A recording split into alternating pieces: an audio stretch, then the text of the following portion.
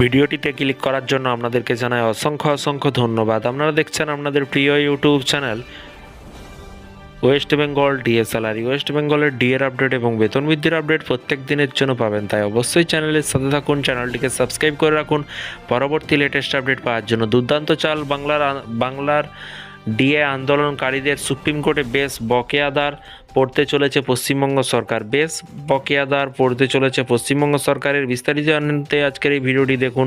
পশ্চিমবঙ্গ রাজ্য সরকারি কর্মচারীদের বকেয়া ডিএ এবং মহার্ঘ ভাতা নিয়ে সুপ্রিম কোর্টে দীর্ঘদিন ধরে চলছে মামলা।